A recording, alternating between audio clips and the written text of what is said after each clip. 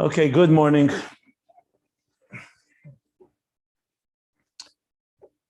So we're ready to enter a new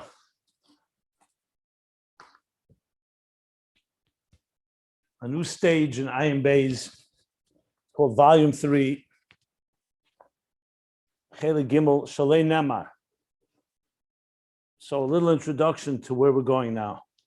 So we finished the two volumes, Chelik Aleph and Chelik Beis, which was 144 discourses, all delivered by the Rebbe Rashab in addition to writing them all.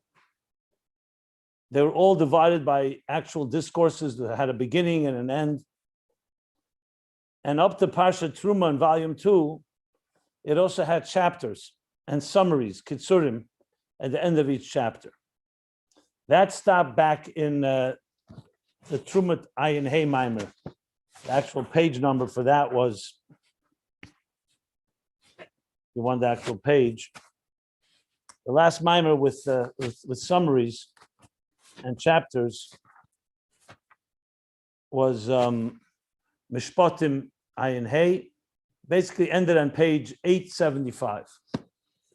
From 875 on till where we just finished yesterday, in the last few days, page 1204, there were only discourses without the summaries and the chapters and the summaries.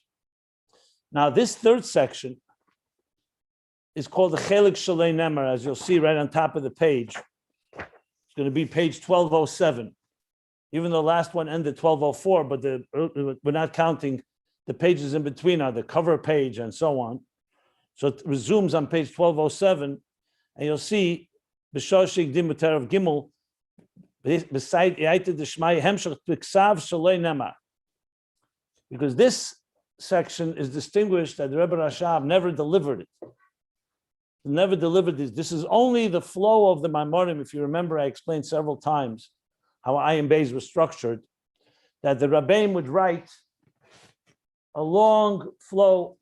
The Rebbe Rashab, I should say, wrote a long flow of Hamshechim, meaning one long flow. Then, sometime before he delivered it, it could have been months, it could have been weeks, could have been days, he added a beginning and an end with a famous line, to understand all this, we have to preface what was said earlier. He added that later. He then edited that again, gave it to a maitik, someone who copied it, and he edited it. Then later he added, as I said, chapters and summaries. Here we only have the so-called, I don't want to call it raw footage, but I want to call it the actual flow of one hemshech. There'll be no stops. There'll be paragraphs here and there, but there's no maimorim here at all. And this will go till the end, here 1207, and the hemshech will conclude, which he never really finished, but we'll talk about that later, on page 1477. So now 1207 till 1477, and that's when it will end, later in this volume 3. Now, just something about the volumes. Let me just say this. The truth is the Rebbe Rashab did not place them in volumes. For the Rebbe Rashab, they were maimorim. It was just simply practical to make volume 1, volume 2, and volume 3 became the part that he did not deliver. It was only written. But in truth is, right now, there's another edition coming out of Ayin Beis. They're already up to, I think, volume 5 or 6, maybe 5 or 4, where they are adding footnotes. So the volumes are becoming more numbered. They'll probably end up being 10 volumes. But that's just a technicality, simply because you don't want a volume being that large.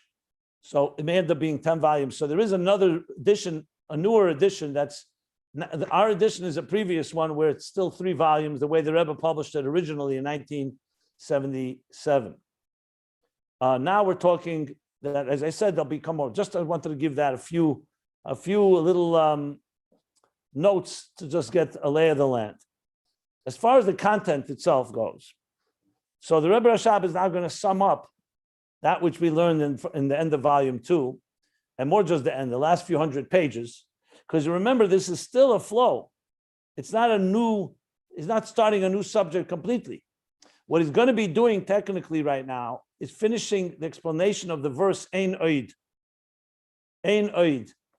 Remember, V'yadaita Ayin, on the beginning of page, in the Shavuos Maimer Ayin Hey, page, I believe, let me see where it is. He began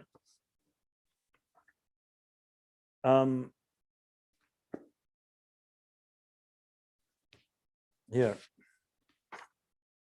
On page 996, the Rebbe Rasha began,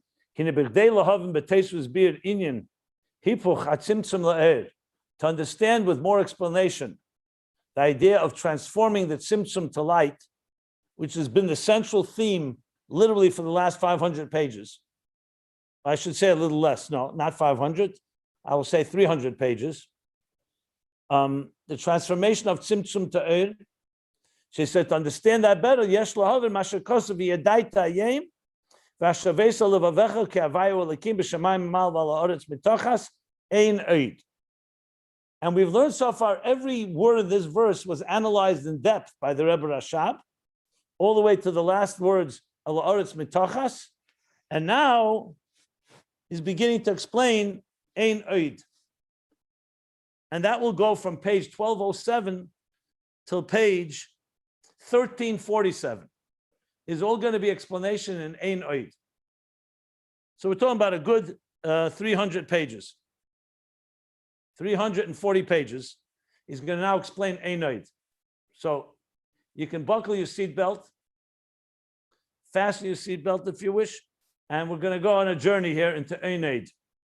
But in order to understand Oid, he's going to sum up what we learned till now and then take it to another level of ultimately the Achdus Hashem, the unification, the interface, the central theme of Ayin Beis, the interface of godliness and existence.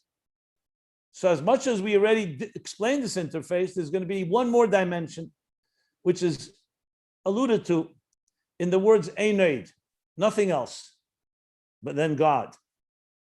And we're now going to explain what that means. And as I said, this is going to go now for literally to page 1347. It's almost till the end of the Hemshech. There'll be another 100 pages after that, as I mentioned. Okay. So that puts things into context.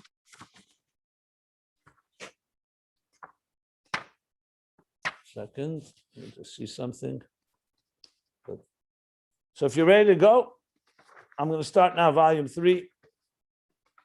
Now, I know that it was posted on our group. If you want to follow the pages, we haven't put it up yet on ayinbeis.com. We will do that. Please God in the next few days. Okay.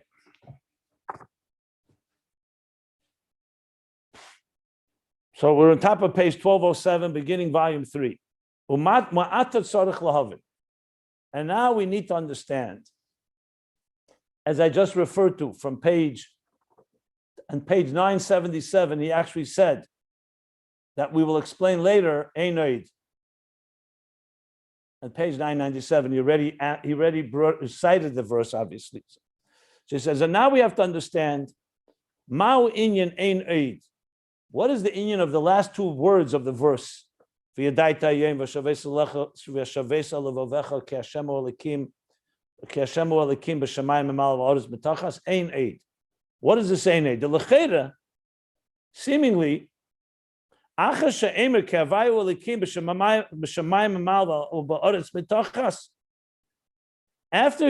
that God, Havaya, is Elokim, and we learn both levels of Havaya and Elokim, both in the heaven above and the earth below, bli gvul and gvul. Ma'u eid emre ein eid. Once you already know that, what is this addition? Why is he still additionally adding now? He's additionally he's saying something furthermore. Ein. What is it coming to add? What's missing that we don't know from the beginning of the verse? So the answer, Acha Inyan Hu, like I explained, when he says Acha Inyan, already in Tanya chapter 1, the Alter Rebbe introduced that expression in Chassidus, that it's not just an answer to a question. Usually you hear a question, or here's the answer, question answer. Acha Inyan means we're going to get a full, broader understanding of the whole subject matter.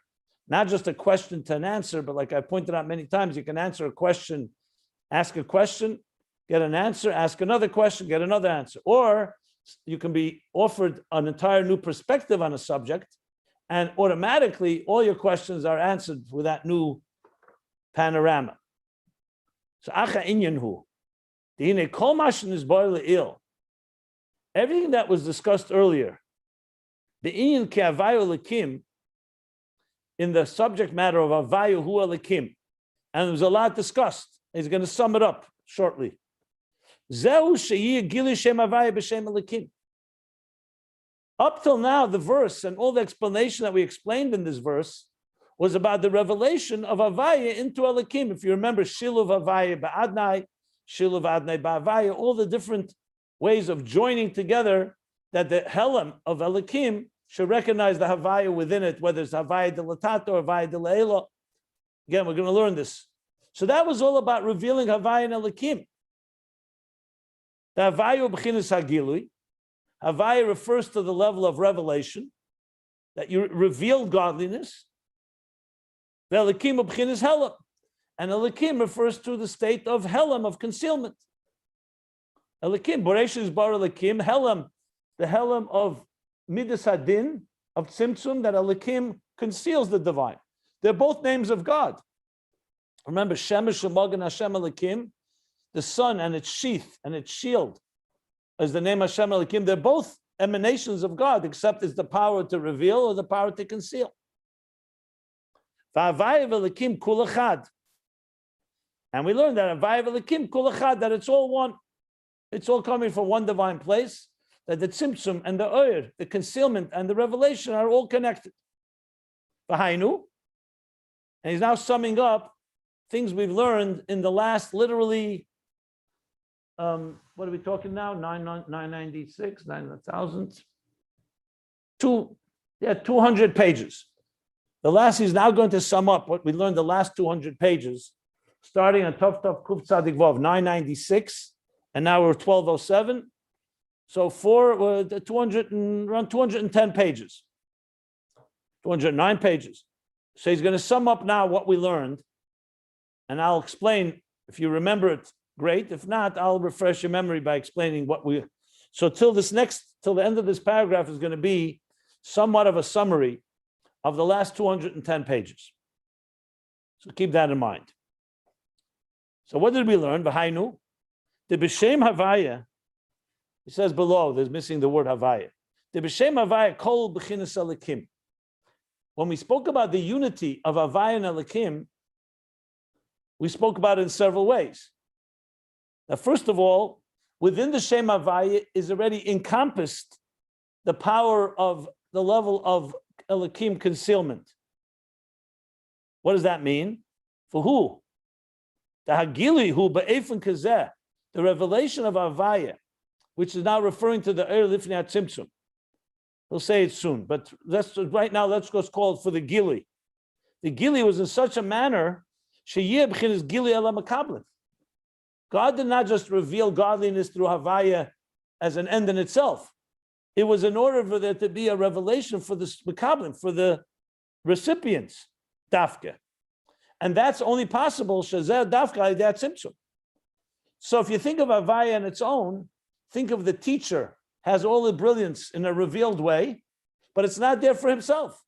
It's there for him to teach it to students, to his recipients. So even in his brilliance, before he's even begun the process of actually teaching it, is already encompassed within him that purpose, the purpose of reaching and teaching it to the Makablim, which is only possible through Tzimtzum, through Elokim. So it means Elokim is encompassed within Havaya. The Nimtza, the B'Shem Havaya, Kol Kavonas at Tzimtzum. So from this we derive that in the name Havaya, in the Gilui of Havaya, is encompassed the Kavona, the intention of Tzimtzum. There's no Tzimtzum yet. That's why it's Kavonas at Tzimtzum. The Shem Elokim. Kavonas at Tzimtzum, the Shem Elokim. The intention of the Tzimtzum is Shem Elokim.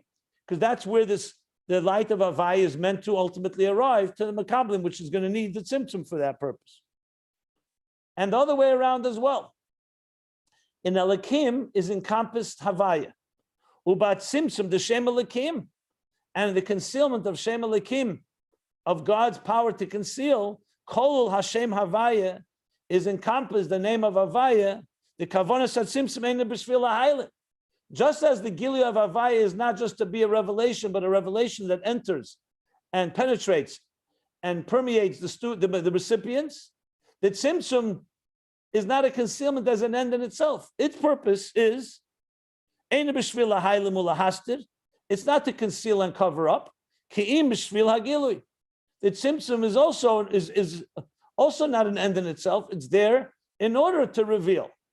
So bottom line is both the revelation, let's use the analogy of the teacher, and his Simsum to conceal, the revelation is in order to reach the recipients, and the only way to get there is through concealing it. And the concealment is not an end in itself. It's only there to reveal it to the recipients. Its purpose is to reveal. So there you have Havaya and Elokim bound together in their, each one encompassing the other. Okay, that's the general principle. Now he's going to explain how it is up in the highest source, in the root, before the Tzimtzum. This is true through the whole Seder Ishtalshlus, that every level of revelation is meant to come down to the next level, so it should be able to be received, and every concealment is in order to reveal properly. So he says like this, and the first root, where is this all rooted? In the first place, in the original root. This is in the infinite light, pre-tzimtzum, infinite energy. That what? That's going to be the Havaya. So the Ein Sof Lifnei Tzimtzum and the revelation of the Kav, which will follow the Tzimtzum, this is all in general the level of Shem Havaya. The B'derech Klal, he explains now what he means. Which one is it? Is it the Eir Lifnei Tzimtzum or is it the Kav? So if you remember, we learned that the Kav is the Eir HaGvul, that's the Havaya de Latata. And the Erin Sof Livnei Tzimtzum is Eir HaBlikvul Havaya de Leila. So he says now in the parentheses, the B'derech Klal hein Beis Shemus Havaya. These are generally speaking, the two levels of Havaya, which we learned earlier. Havaya, Shema, B'chinas Shmoi HaGodel.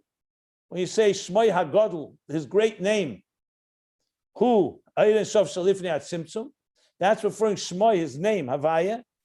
It's referring to the infinite light before pre-Tzimtzum. The Gili HaKav, and the Kav is in generally Havaya de Latato, the lower Havaya, that's already relating to existence that follows the Tzimtzum, B'derech Klal. Why does he say B'derech Klal? Because in other places, when you break it down differently, the Kav could be Havaya de Leila, and lower levels of could be Havaya de Latato. And the other way around as well. Before the Tzimtzum, if you break it down, in before the Tzimtzum itself, you have Havaya de Leila, the Gili, the that's just the that's there just to reveal the Esem, and the that's already L'Hayed Al is that's being prepared to radiate and connect to existence, how God is envisioning existence. So the truth is, Havaya Tata can be found everywhere. But in general, it's referring to these two names, the two before the before the Tzimtzum, the after the Tzimtzum, the Kav. That's what he just said. B'Shem Elokim, hu b'chinas ha-Tzimtzum haRishon. So there you have in the root what we just discussed, these three levels. The Eir Ein Sof Abligvul, which is the Eir before there's any Tzimtzum, that it encompasses the Elokim within it. Havaya de Leila. Havaya de Latato, that is the revelation that comes after the Tzimtzum, is the Kav. And the Tzimtzum is the Elokim. So there you have Havaya and Elokim in the Shiur Rishon.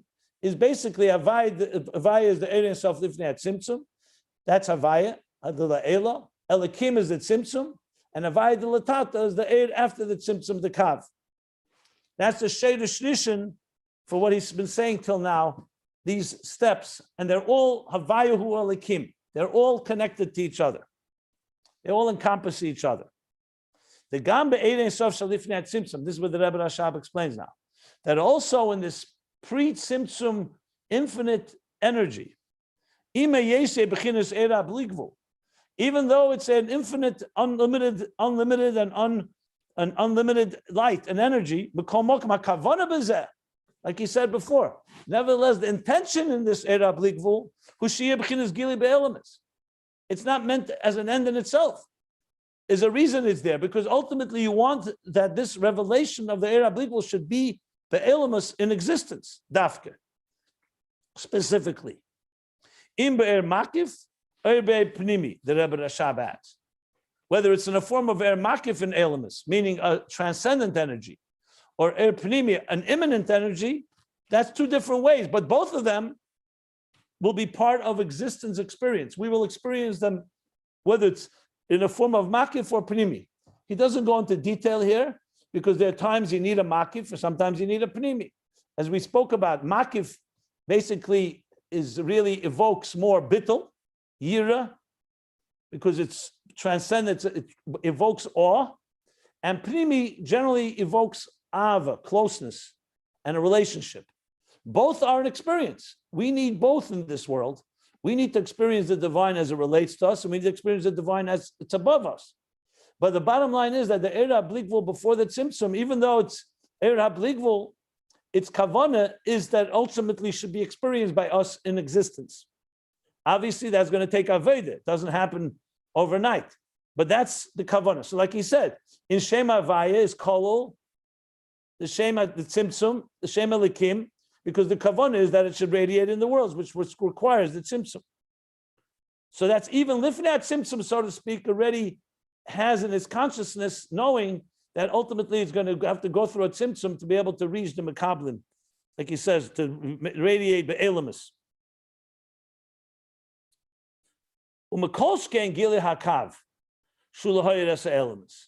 And for sure, the light, the oir of the kav, which comes out, is for sure there to radiate the world. Even the Eira Blikvul before the tzimtzum is ultimately also meant to reach existence. But for sure, the Eira Kav, that Havaya de Latata, is for sure the Eira Elemus.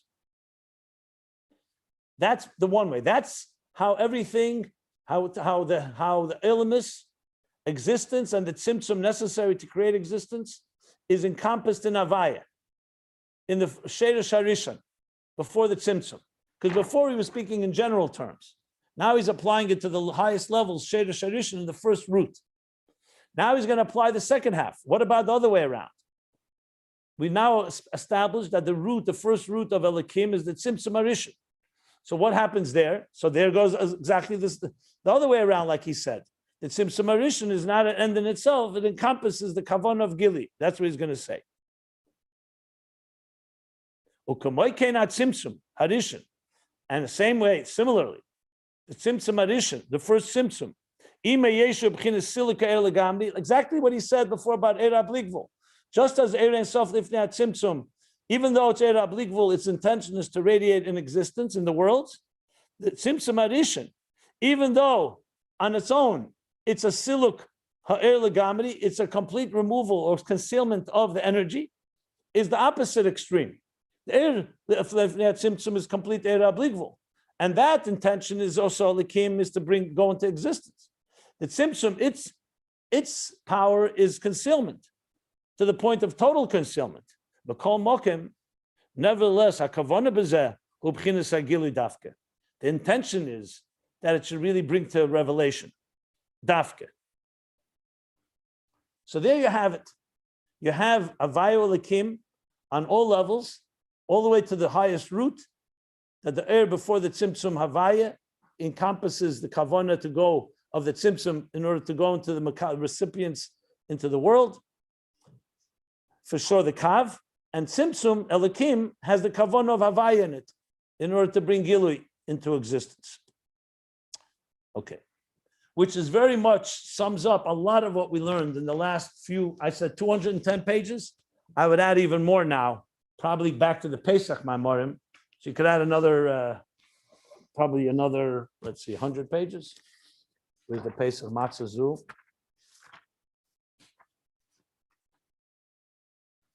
Yeah.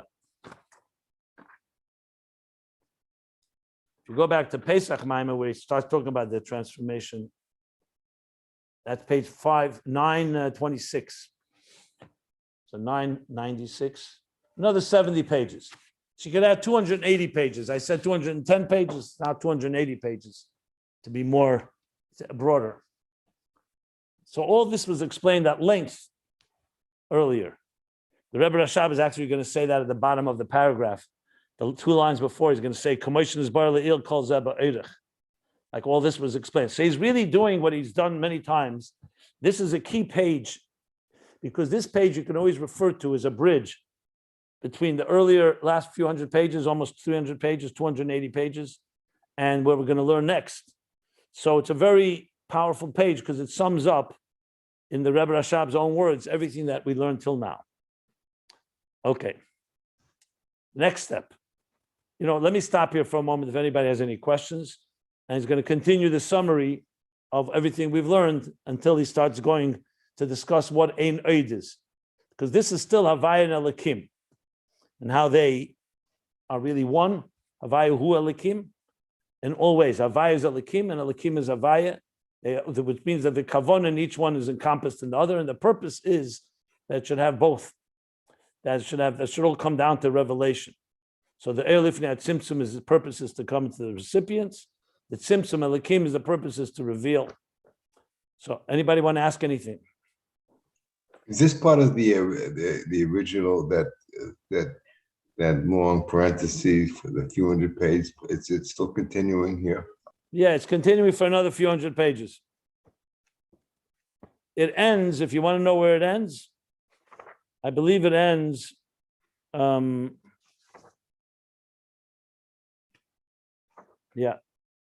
it ends on page 1349. Well, we're now 1200. Another 150 pages is this parenthesis. Yeah. Okay. Now, that is in the Sheresh Harishin. In the first root, it's the infinite divine light before the Tzimtzum, the Kav light after the Tzimtzum, and the Tzimtzum is Elokim. What about Nishtalshlus? Where do we find these 2 levels in Nishtalshlus? It says, Ubishtalshlus ubchinis edes v'kelim. These 2 levels of Havaya and Elokim on a lower level, in Nishtalshlus, in the cosmic order and the structure of existence, is the level of Edes and Kelim. He doesn't elaborate, but briefly, Oir in every level indicates on revelation. Kelim indicate on receiving, on reception. For a teacher to teach a student, he needs the Oir, but the kavan of the Oir is to go into the Kelim, to the recipients, which requires a tzimtzum. The kavan of the Kelim isn't just to be Kelim, it's in order to reveal the Oir within the Kelim, that they continue, and also to continue the transmission to lower levels. So Oir and Keli is similar to Havaya and Elokim in the level of Oiris and Kelim. And what about the Elamis? He's explaining now these 2 levels everywhere. Uba Elamis, hen Elam Atzilis ve'Elamis biyah. And if you're discussing on the level of the worlds, of the domains, I don't like to use the word worlds, as you know, it's not planets. It's really dimensions, or it's planes, or different stages. So in the worlds, that's what he calls it, the world in the stages, and these levels is the world of Atzilus, that's Havaya. The Elam is Biyah, and that's Elokim. Vehein, Shehein Havaya Elokim. So here too, because in Atzilus, even though in Atzilus itself, the Eris of Atzilus associate more with Havaya and the Kelim with Elokim, but in the general worlds, Atzilus is primarily a reality that is bottled, that's completely bottled to godliness. So all of Atzilus is like in a state of Oir, even though there are Kelim there.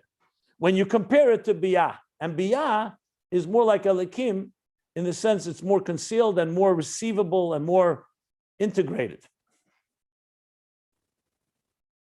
So now we have, he spoke about it in general terms, Havaya Elokim. He spoke about it in the Sheresh Rishon. I'm using the actual words, the first root before the Tzimtzum and after the Tzimtzum. He spoke about it now, Eris and Kalim in all the worlds, and in the general worlds, Atzilus and Biyah. And now he sums up. Ubekulam, and in all these levels, Havaya v'Elokim kulachad. Havaya and Elokim are one. Shehein klulim zeh b'zeh, because they're encompassed in one another, as we just explained. Because the kavanah, the intention of one is within the other. The intention of Elokim is within Havaya. The intention of Havaya is within Elokim.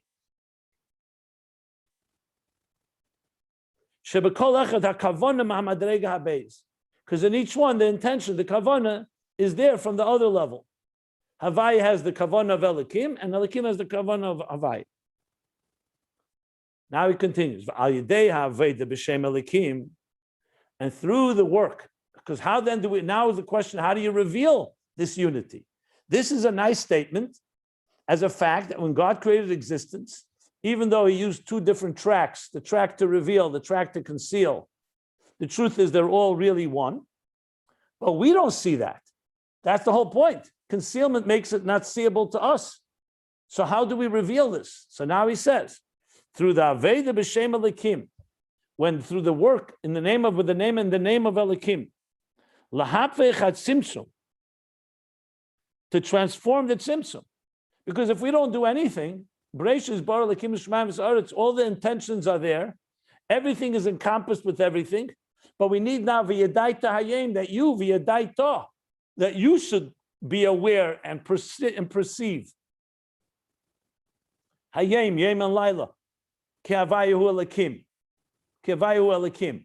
V'shavei salavecha, you need to know and take to heart and feel as we experience this reality, because all this is in concept. This is all true that God embedded into the DNA of existence. You have the DNA of Havaya and Elokim, and the DNA of Elokim and the DNA of Elokim and Havaya, and the DNA of Havaya and Elokim. But now we need to actualize it, and that doesn't happen automatically. That's where you need Aveda. And what is the Aveda? Is to transform. And how do we transform? Shazel deharotze. So now you see the operative word rotze. Remember rotze, the yearning, the aching, the longing, the tzemoyin, the thirst. That's only possible when you feel you're lacking something. In Erein Sof Lifnei Tzimtzum, there's no rotze, at least not the way we understand it. Because everything is there, it's the divine revelation. It's only after there's a concealment. So as much as the concealment contains the kavanah to become a revelation, as much as the revelation contains the intention to be revealed, we need the actualization that comes through the rotze, the human being, us, yearning and longing. And that is another whole section that we learned in all those pages that I just mentioned, those few hundred pages, what rotze is. And now he says in the parentheses, the rotze v'shuv, hu gamkin inyan havaya Elokim.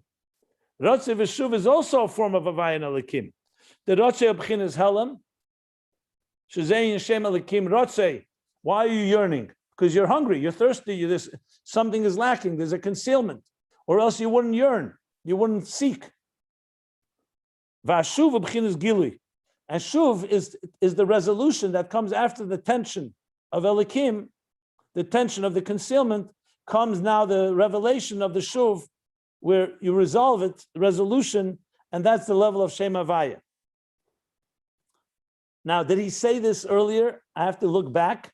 I'm almost sure he did, but he may not have.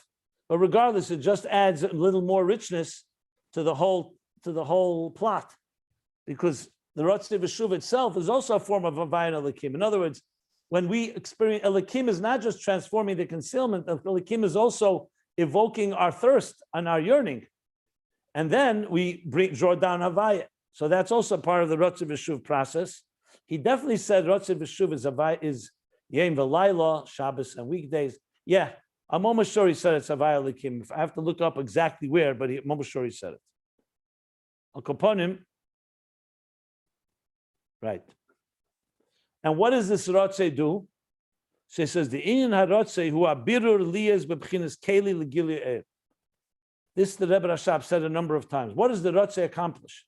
It's not just about a thirst and a longing, which definitely is the antidote to complacency and apathy. Because if you don't feeling anything lacking, you're just going to be in your comfort zone. You're not going to move anywhere. So the tzimtzum and the helam creates the lack. The lack in turn wakes you up because you're not comfortable and you start looking. But there's something more to it than just that. That's true that it creates that longing. But there's more, he says. The Rotze is the birur, who are birur, liyas bebchinas keli legili eir.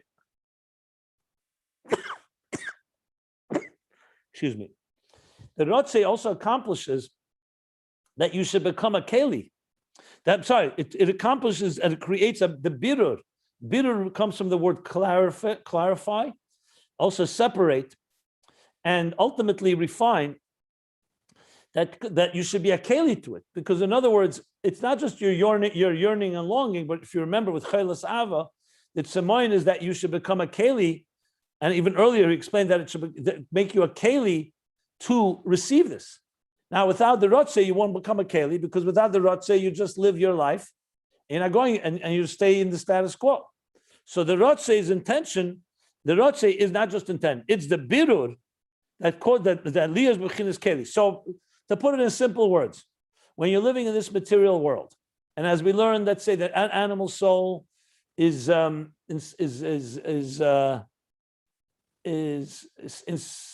seducing you with all kinds of passionate desires and lusts for the materialism of this world, hedonistic desires.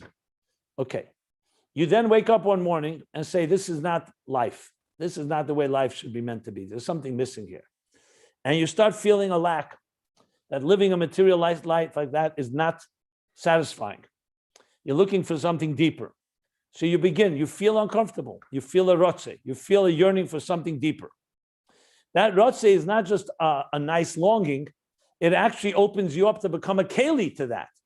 Because as long as you're happy, like we learned with the Chavos HaLevavis just a few pages back, in the end of the last volume, that you can't have the love for this world, materialistic love, hedonistic love, and love for God at the same time. You can't have fire and water in the same pot, in the same container. So now that you are feeling the lack, that's making you now to become a keli. In other words, to clarify that, one second, this world, the material world, is not what I want. I want to have what's called birurim. What's birur? Pselis meteichecho. That you're removing and say, I don't want to live a life where I worship and I indulge in the waste. I want the food. I want the nutrients. I want the divine, not the klipa, the husk and the shell that conceals the fruit within. So you're not making yourself into a keli. The rotze is causing the person to become a keli to the gili eir. Eir here, of course, is talking about divine light.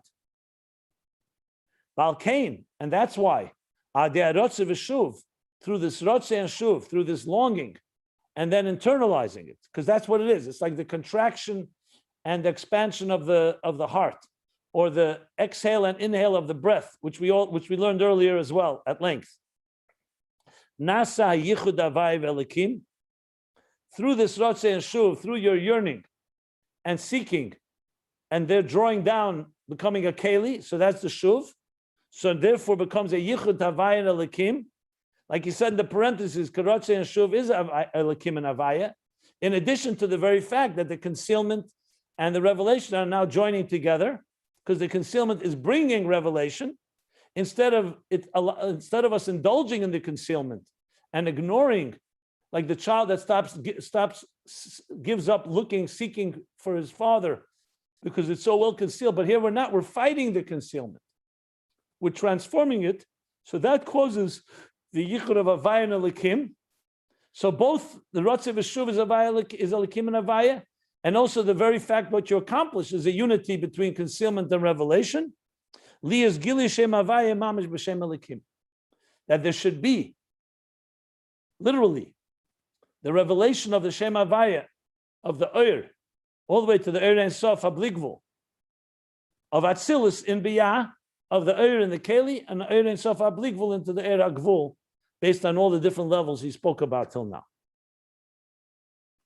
Hainu Gilei Ha'er, which means the revelation of the light, K'moishu Be'etzem B'li Hisalmus. So not only should you have that narrow stream of consciousness that the teacher is giving the student, but you have the Eir Havaya Mamish, the Eir, how it is in its core level, without hisalmus, without concealment, like the pre-tzimtzum Eir. Okay.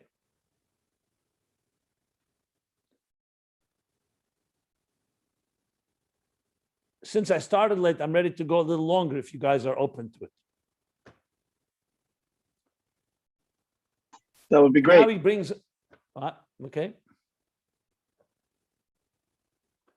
And now in the parentheses, he brings in brief another important point, but he's not going to go in detail, so it's only in the parentheses. We learned this as well at length.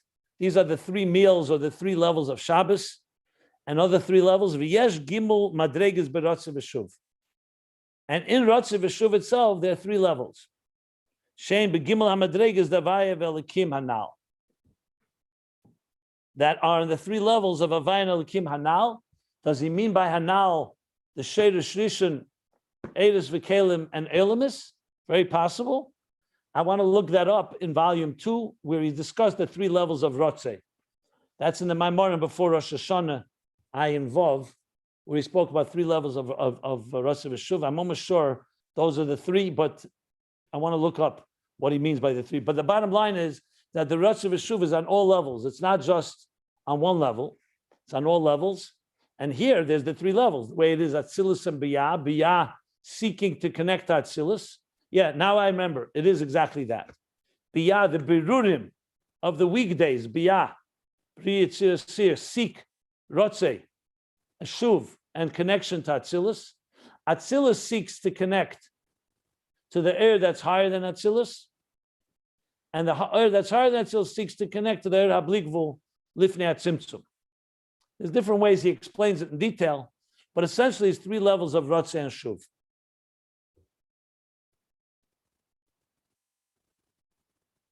Yeah, because if you may recall, he said there's the Keli, the Keli seeking to connect to the Ur. There's the Ur seeking to connect to the Ur, but higher than Atzilus, and then there's the higher than Atzilus connecting to even higher. That he said for sure. So Eris and Kalim would be in Atzilus. Biyah would be in Biyat Atzilus. Biyat Atzilus, Eris and Kalim in Atzilus, and Atzilus to higher than Atzilus. Yeah, there was another way he explained it, if I recall, that Biyah, Ratziv v'shuv to Atzilus, the Eris, the Kalim in Atzilus to the Eris of Atzilus, and then, because the Biyah connects to the Kalim of Atzilus, the Kalim of Atzilus to the Eris of Atzilus, the Eris of Atzilus to that which is higher than Atzilus. That was for sure explained that way. And that fits with these 3 that he just described here. But I believe that you can also apply it to all the levels. Because even Lifnei Tzimtzum, he talked about it as well, if I recall. Okay. Okay, so now he explains, so far, this was a summary of Havaya Elokim, that we spoke about Havaya Elokim and their joining. The next part of those hundreds of pages I just referred to, then he goes on.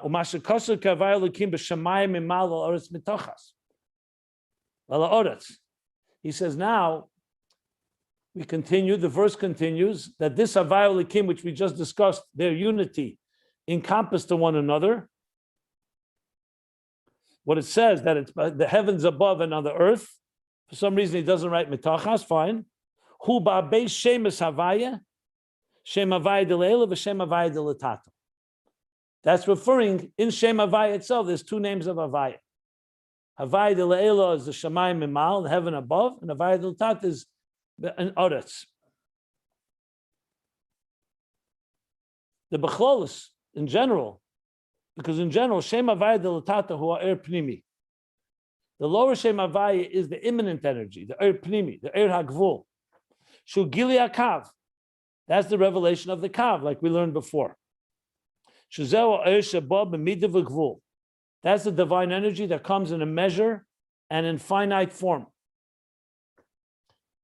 commensurate with, tailored to the structure of existence. V'shem Havaya D'Leila, again, b'derech klal he says this, right? B'derech klal, b'chlolos. And the higher Shem Havaya, Hu b'chinas eir hasevav kolamin. That's in the state of the transcendent energy.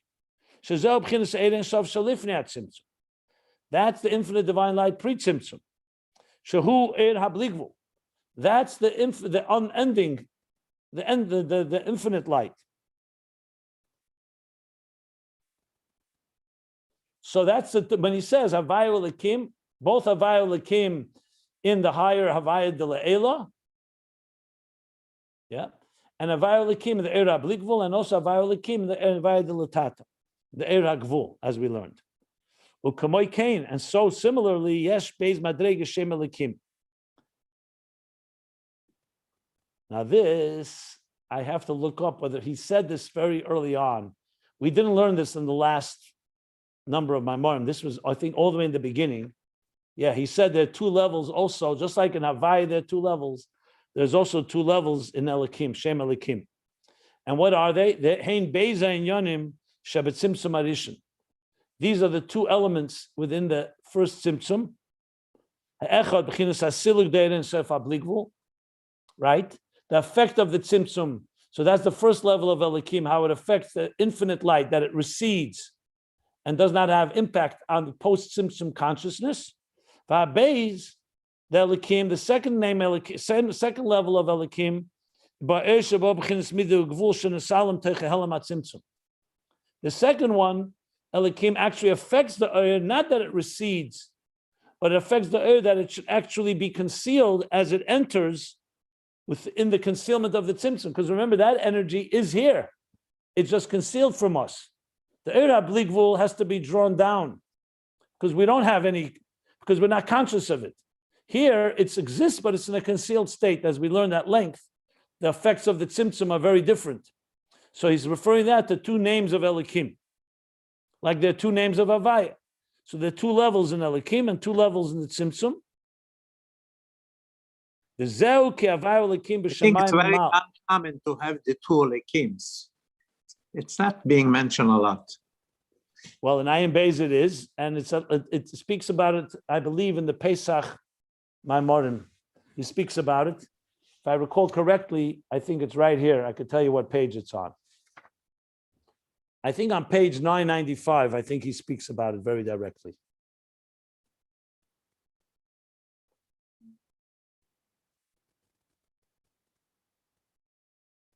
Yeah, I'm almost sure it's here.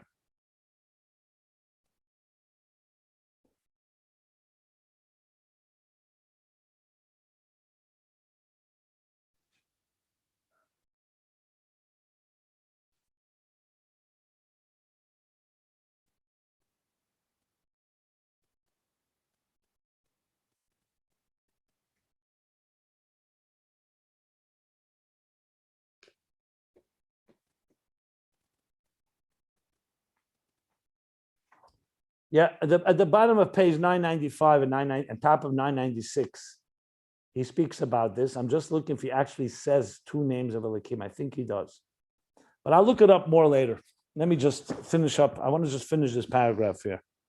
So now he says, the Zehu ki Havaya Elokim b'shamayim mimal.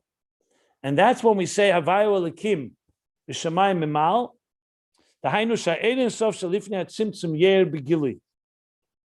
That's saying that the Erein Sof, the infinite Havaya Hu Elokim, Havaya de Le'ela, that's before the Tzimtzum, should not remain separate from the consciousness of existence, but it should radiate Begili. Like remember, we said, Omer Hashem, when we learned the last Maimer, what did we learn? We learned the Gili of the Hester. Hashem Omer Hamachasani. So he says now, so there's the revelation of the Erein Sof HaBligvul. That's Havaya Elokim b'shamayim mimal. Should radiate Begili Havaya Elokim ala oretz b'tochas. And the wing Havaya Elokim in the earth below, who sha'er primi yer Begili k'mayshu be'etzem. That the infinite, that the imminent light should radiate the way it is in its true form, in its root. So it shouldn't be concealed from us, we should reveal it. It should be revealed. So that explains the whole pasuk. Now he's going to say in the parentheses, well, osid, and in the future, Yeh Havaya Chad Shmaya Chad will be Havaya Chad Shmaya Chad, like we learned in the previous mimer. She Chibur Beis Hamadreges Hanal.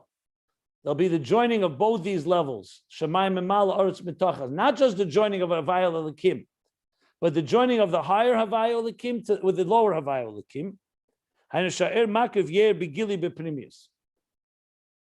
Because you could that the makiv, that transcendent Havaya Leila should radiate in a revealed way internally. Because you could say, you know what? We've achieved 2 levels of Havaya Elokim. That's a big achievement. We've revealed the divine, the Ayin of the Yesh HaNivra, the divine that's within existence, which was concealed till now. Accomplishment 1. Number 2, we become in touch with the consciousness of the pre-Simpson consciousness of an era equal that's completely beyond existence, and that's that. But who says these 2 join together? He says no. When we say Havaya Elokim b'Shamayim Alvaras Mitachas, we're not just saying you have 2 yichudim here: the yichud of Havaya Elokim in the heaven, and the yichud of Havaya Elokim in the era Bligvul, and the yichud of Havaya Elokim in the era Gvul. But the era Bligvul and the era Gvul will also join. In other words, these 2 levels of unity will not just be the unity of Havaya Elokim, but the higher Bligvul will come into the Pnimi, and you'll have the qualities of both. The infinite divine that's completely beyond us within the parameters of our existence will be there. So we won't just have the divine that's relative to us, but also the divine that's beyond us will also be part of who we are. And now he concludes, the Commission is Bayer calls Zeh Be'erech. Commission is Bayer Le'il calls Zeh Be'erech. So this was a summary. As it was explained earlier, all of this, Be'erech at length. And I just said, it's almost 300 pages where all this was explained. So now we'll just read the next 2 lines. So all this, remember he asked the question, what does Ein Oid come to add then? This seems to cover everything. What else can you ask for? You have the revelation of the divine that's relative to us, relates to us. You have the revelation of the divine that's beyond us. They both are united. Havaya Elokim, Simtsum and Gili. I mean, it seems to be, this is optimal. Like he just said, Losid love it. This will be what will be Havaya Chad Shmaya Chad. So why does the pasuk add 2 more words? Einoid. So now he says, V'kol zehu agili d'shem Havaya. All this is the revelation of Shem Havaya. V'hu sha'yidei hipuch hatzimtzum d'shem Elokim. That through that, which means that through transforming the concealment of Shem Elokim, Yigili Shem Havaya bebeis madreges anal. You'll have the revelation of Havaya on both levels, the lower level, the higher level. Havaya de l'tata, Havaya de le'ela, Oretz Mitachas Shemayim Memal. That's that. I'll read one more line because just to pique our curiosity for before we learn tomorrow. Ach masha kosev ein eid. Next paragraph. However, when it says afterwards, Ein Eid is coming to add something completely new. Who? What is it coming to add? Who? Shala'acha Gemara Birurim. That after we finish all our work in the clarity and separation and refinement, where we become a keli to these highest levels that we just spoke about, there's one more bigger achievement that's going to happen. Yeyesh Shem Elokim Atzmei. Not just Havaya will radiate through Elokim. Elokim itself will radiate. For who the Shem Elokim Shubchinis Helam, that Shem Elokim on its own is a state of concealment, will be a revelation just like Havaya itself. So till now, we've been talking, all this has been discussion how Havaya, which was concealed through Elokim, will be revealed again. But it doesn't ever say that Elokim, what happens with Elokim? Elokim just simply now is becoming a channel that reveals Havaya. But what about Elokim on its own? It has an element of concealment that is exclusive to itself. Havaya doesn't have that. Will that remain, that concealment, will that be transformed as well? I'll explain this more tomorrow, but I will give you a preview. We spoke about it a few months ago. I think Rabbi Shlomo brought it up. There's a mimer, there's a sikha from the Rebbe Shmini in Chelik Zayin, Lekut Sikha, chapter, volume 17. That's based on a mimer from the Rebbe Pesach 1965, Tafshin Chafei, where the Rebbe explains how the Helam itself also needs to be transformed. Here, the transformation is in order to bring Havaya into the picture. Knows that ultimately dominates. Now we're going to learn how concealment itself becomes a Keli Telakus. And it becomes just like Havaya is a Gili of Elokus, Elokim is a Gili. Not just that its intention is Gili, that its purpose is to bring revelation, like the student and the teacher and the student, but that it itself, and that's what Ein Eid is going to add. Basically, it's going to ultimately redeem the very darkness of our existence, not just by explaining how darkness is transformed and is really its purpose is revelation, but the very darkness that we did experience, because people experience darkness, will not just be forgotten, it will be also transformed. So that is, we'll discuss obviously more what this means and its implications. But as I said, there's going to be almost 300 pages of discussion just on this. So, as I said, brace yourself. 300, more than 300, 340 pages. So I will stop now here. And we're at the bottom of page 1207, the beginning of volume 3. Since, as I said, we started late, I said went longer. If anybody wants to ask anything, please. That's when the Levana gets transformed. We're going to learn all this inside. And what should I tell you? You want me to give you a summary of everything we're going to learn? This is amazing. We learned that before, but it's amazing. It comes out so clear that the Elokim itself will shine. As 340 pages that Rebbe Rashab is going to use to explain this. So you can imagine it's not a simple matter. Literally, Alf Shim Mem Zayin is when he ends the subject. I have a small kind of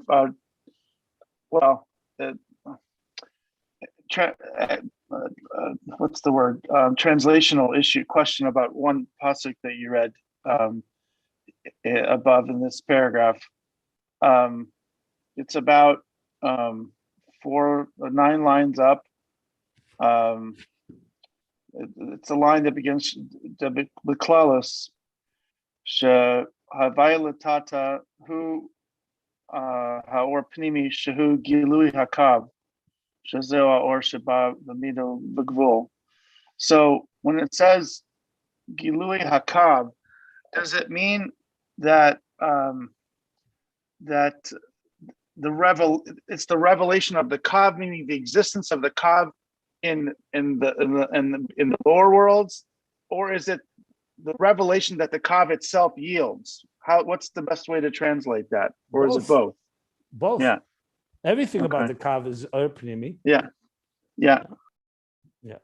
Okay. Thank you. Okay, so we'll stop here. The bottom of page 12.